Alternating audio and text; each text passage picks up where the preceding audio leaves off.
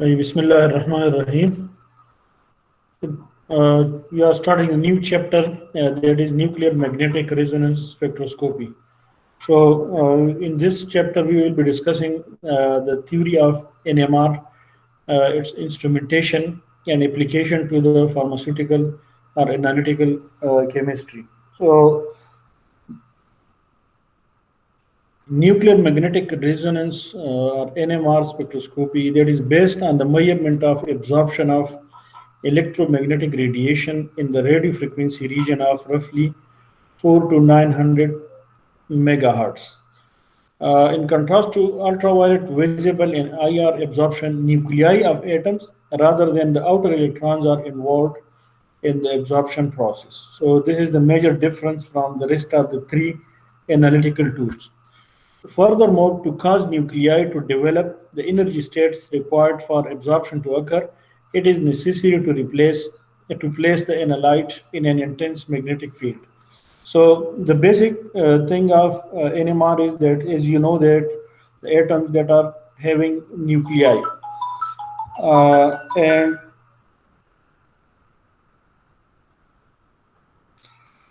that nuclei that is positively charged and they are containing neutrons and they are and you know that the charge when it move, so they are possessing electromagnetic properties. So means that you can see the nuclei of the atoms just like teeny magnets, and when these magnets are placed in a strong magnetic field, so it will show its behavior just like any magnetic body.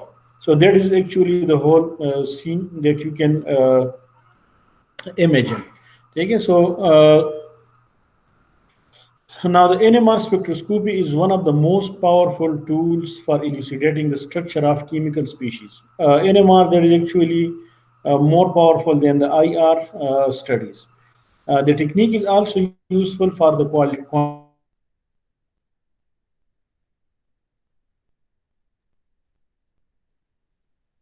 solids, liquids, and gases.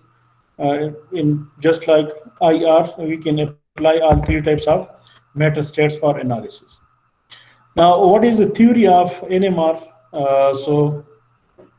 Before discussing its theory, the theoretical basis actually that is coming from around 1924 study by the W. Pauli.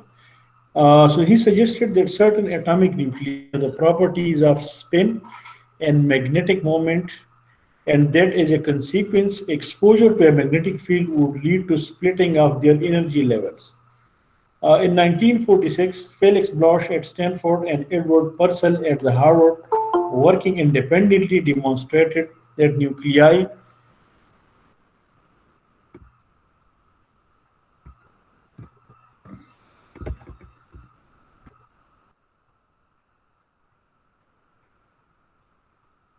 uh, absorb electromagnetic radiation in a strong magnetic field as a result of the energy levels splitting that is induced by the magnetic field. So that is the actual phenomena on the basis of which we are performing NMR. Shortly afterwards, the chemists became aware that the molecular environment influences the absorption of a radio frequency radiation by a nucleus in a magnetic field, and that this effect can be correlated with molecular structure. It means that we got to know that there is the nuclei of the atom that possess some spin and magnetic moment, and then lately by knowing that this influence that is also affected by the molecular environment, and that it can be correlated to the structure. So that is actually the basis for developing NMR for the structural elucidation. In 1953, the first high-resolution NMR spectrometer was designed for chemical structural studies. Two general types of NMR spectrometers are currently in use. That is, there are continuous wave and pulsed or Fourier transform spectrometers. So our studies were carried out with the continuous wave instruments in about 1970. However, the FT NMR spectrometers became the market. In both type of instruments, the sample is positioned in a powerful magnetic field that has a strength of several Tesla.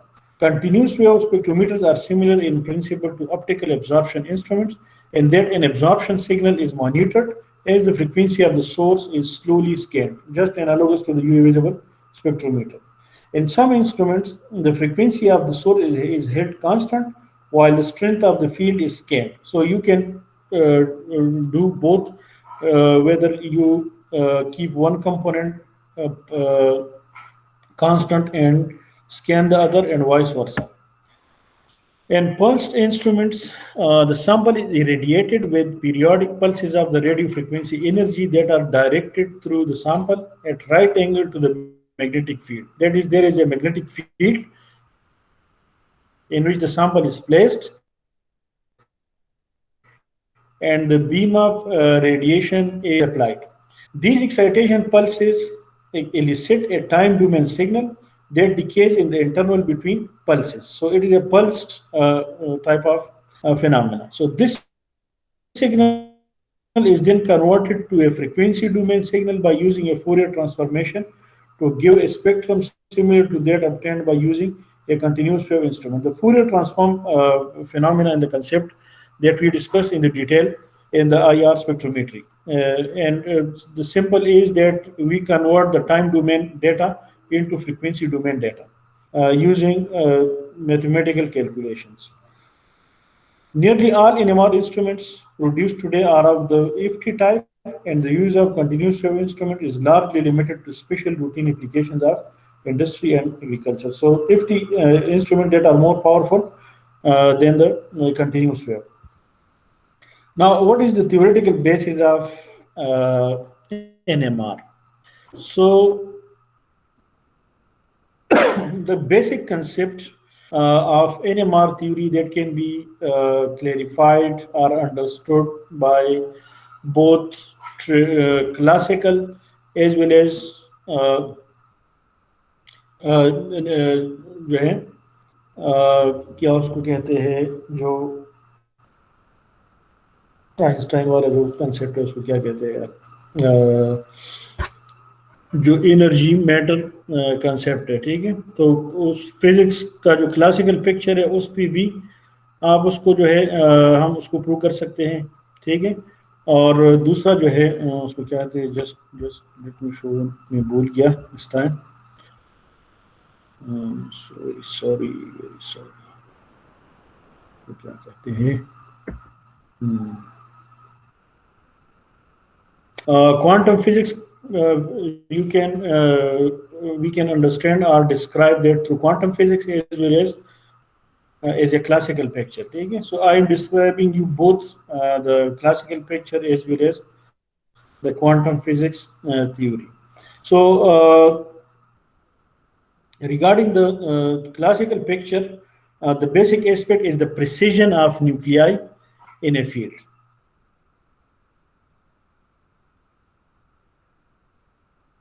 Report को देखा होगा, ठीक है, या जिसको हम पश्तो में बरलंदाजा कहते हैं, ठीक है। So if you cause it to move on the table or on the surface, so you can see that it's a rotation that is changing. So this is actually one of the disadvantages of the online classes. I can't show you the picture. You have to imagine that, okay? So let us first consider the behavior of a non-rotating magnetic body, such as a compass needle in the external magnetic field. Okay? For example, you are having a magnetic field, and you are having a magnetic body. For example, you are having a compass needle. Now, if momentarily displaced from the alignment with the field,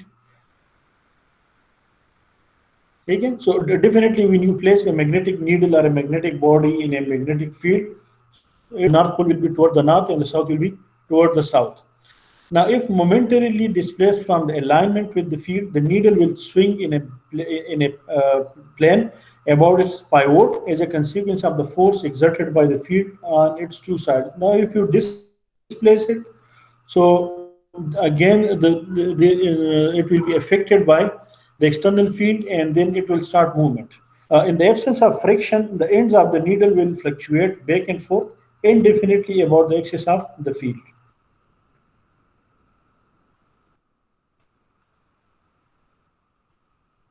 Now, a quite different motion occurs, however, if the magnet is spinning rapidly around its north-south axis. Now, you consider a nuclei, a teeny magnet in the field rather than the needle.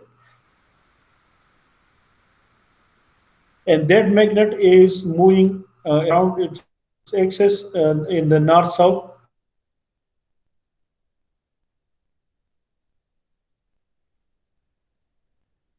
Of rotation causes movement not in the plane of the force but perpendicular to its plane.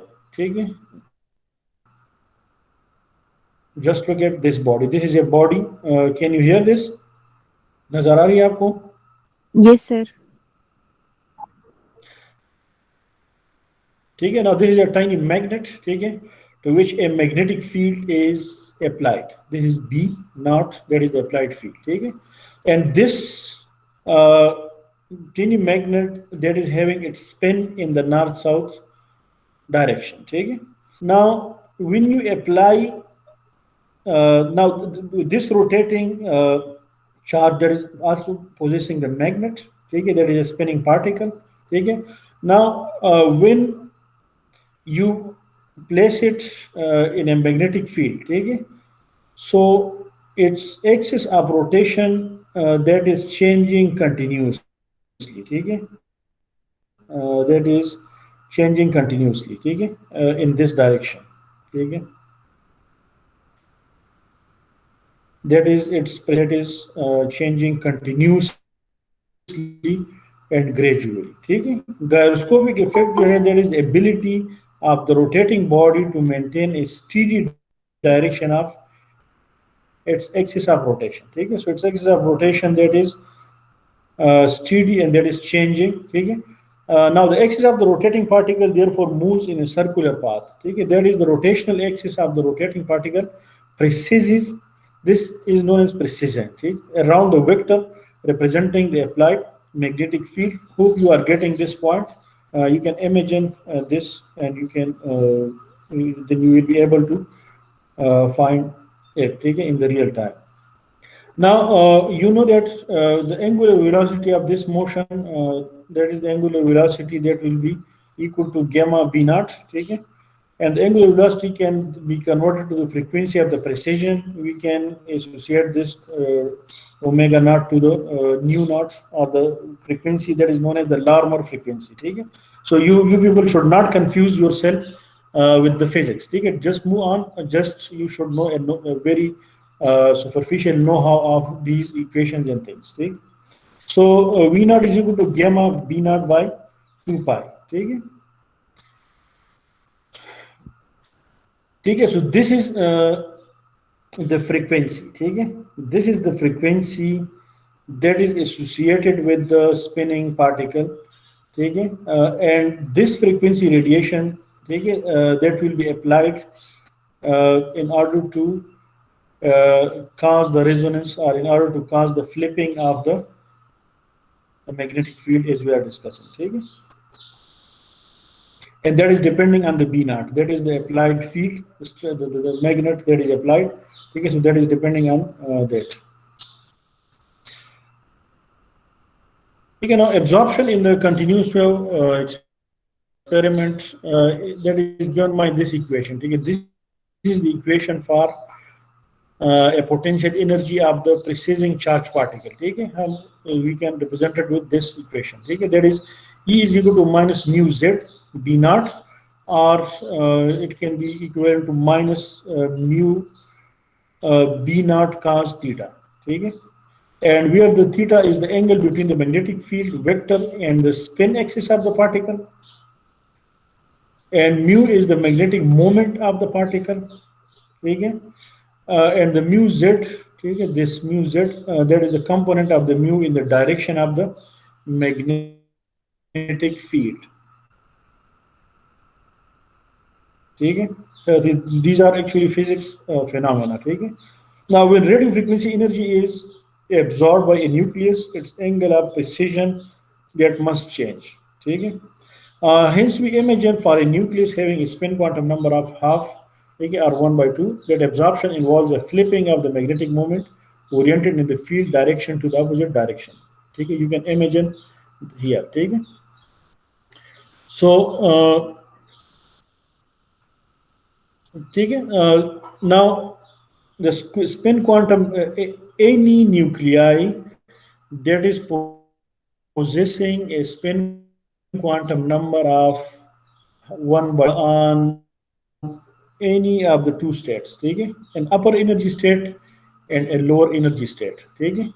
A lower energy state will be stable, and that is demonstrated by +1 by 2, and this is -1 by 2, ठीक है? Now, if you see that this is the lower energy state when it has not absorbed any radiation. And when it is absorbing a radiation possessing the same radio frequency, then its movement or its magnetic जो है movement that is flipped, ठीक है? इसकी जो magnetic pole है it flip mean that it's become opposite, ठीक है? Plus से माइनस में चला जाता है, ठीक है? अब now if you see that this is a plane polarised beam, ठीक है? For example, you are having this charged particle, ठीक है? And to which this magnetic field is applied, ठीक है? And you are applying the plane polarized light, ठीक है? So when the light is passing through the magnetic field, so it will get polarized, ठीक है? Plane polarized light, that will be having two components, the D component and the L component, ठीक है? The clockwise and the anti-clockwise rotation, ठीक है? So at this stage, ठीक है, you will be there will be possibility that the direction of the light is in the direction of the magnetic moment of uh, the particle, ठीक है? So there will be resonance and the light will be absorbed by the nuclei, ठीक है? And if it is relieving that radiation, okay, again, for example, if that is not present, so it will release that radiation, and consequently there will be flipping of the magnetic moment again, okay? So try to catch me in these concepts, as there is no whiteboard, so that I can show you more clearly. Hope you are getting the points. आपको समझ आ रही है आप लोगों को? क्या नाम है इसका? Yes, sir, समझ आ रही है. Can you understand me? समझ आ रही है, ठीक Yes, है? sir. That's good. That is good, ठीक है? तो अच्छा जी, now ठीक है? Now for the magnetic dipole to flip, there must be a magnetic force at right angles to the fixed field that moves in a circular path in phase with the preceding dipole, ठीक है? The magnetic moment of the circularly polarized radiation of a suitable frequency has these necessary properties, ठीक है? Now, if the rotational frequency of the magnetic vector of the radiation is the same as the precessional frequency of the nucleus, absorption and flipping can occur. Circularly polarized radiation of the suitable frequency can be produced by a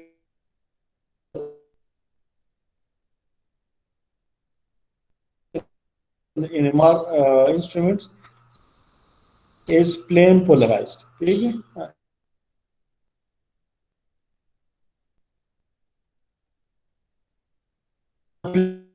Plane polarized radiation, however, consists of the D and L circularly polarized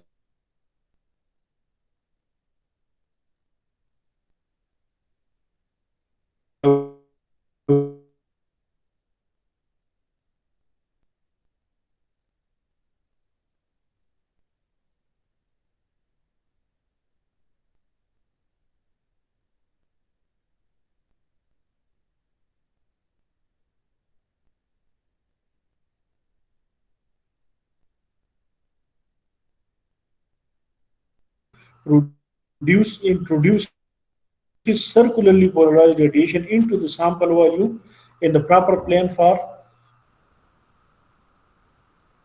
absorption.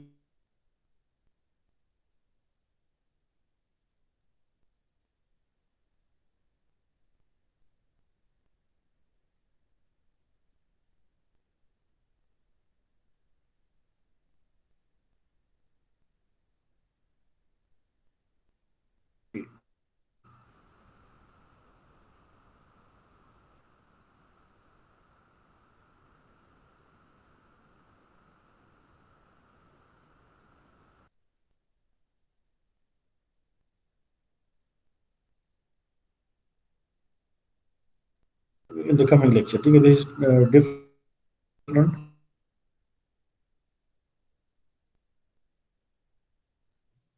Sir आपकी आवाज cut रही है फिर से।